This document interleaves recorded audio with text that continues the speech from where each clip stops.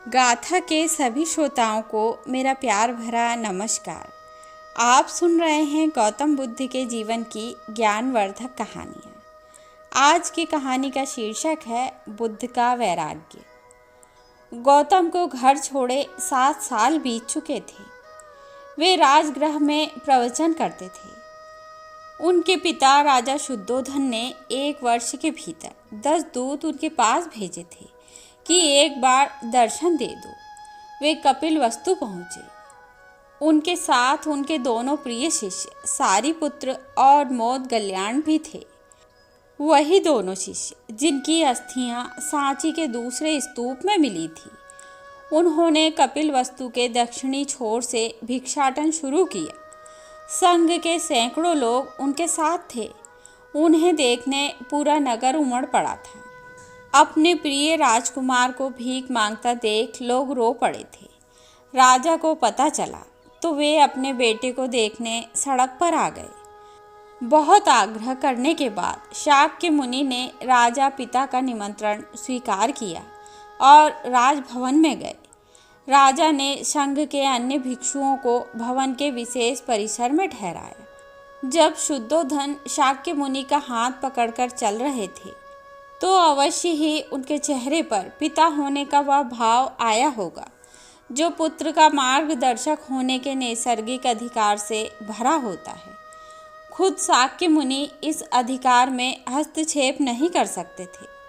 भवन में राहुल की माता यशोधरा के पास भी तुरंत यह संदेश पहुंचा कि गौतम लौट आए हैं। वे जाएं और अपने पति से मुलाकात करें। लेकिन यशोधरा ने इनकार कर दिया। गौतम उसे छोड़कर गए थे, आज लौटे हैं तो वह क्यों जाएं? भला उनका सत्कार करने?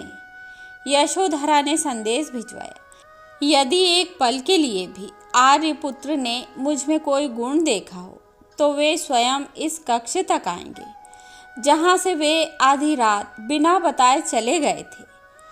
तथागत राहुल माता का संदेश पाकर उनके कक्ष की ओर बढ़े।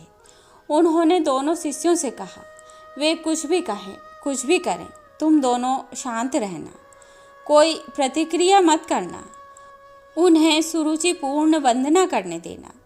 कमरे में तथागत अपनी शैली में बैठ गए।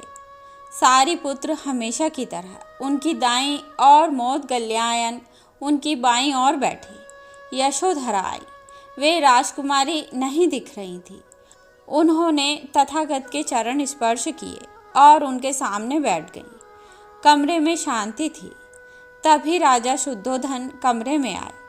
बेटे बहू को आमने सामने देख उन्होंने बेटे से कहा, भंते। यशोधरा ने सुना, आपने काषाय वस्त्र धारण किया है तो उसने भी काषाय वस्त्र पहन लिए। उसने सुना आप एकाहारी हो गए हैं, वह भी एकाहारी हो गई। आपने उत्तम पलंग पर सोना त्याग दिया तो इसने भी त्याग दिया।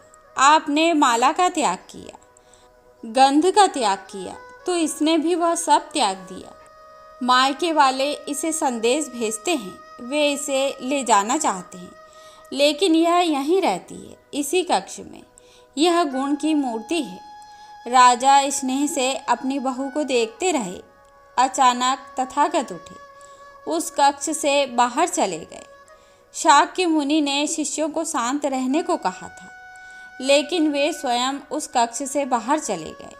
मैं हमेशा सोचता हूँ उस पल क्या हुआ होगा। उनके मन के भीतर कैसे कैसे विचार उठते होंगे। क्या संबोधि एक लघु क्षण होता है या दीर्घ क्षण? क्या संबोधि एक अनंत अभ्यास है? क्या संयम उसका गरुण यान है? धम्मपद का 13वां श्लोक बार बार याद आता है। यथागारम दुच्छेन वुट्टि समतिवि बज्झति एवं अभावितम चित्तम रागो समतिवि बज्झति। इस श्लोक का अर्थ यह है कि घर की छत मजबूत ना हो, सही तरह से उसे घास फूस से ढका ना गया हो तो बरसात के दिनों में उसमें पानी रिसता है, घर भर में फैल जाता है। उसी तरह ध्यान और एकाग्रता हमारे व्यक्तित्व की छत है। अंततः कथा का सार यह है कि ध्यान और एकाग्रता जीवन को सार्थक करते हैं। तो यह थी एक छोटी सी कहानी। आशा करती हूँ आप सभी को पसंद आएगी।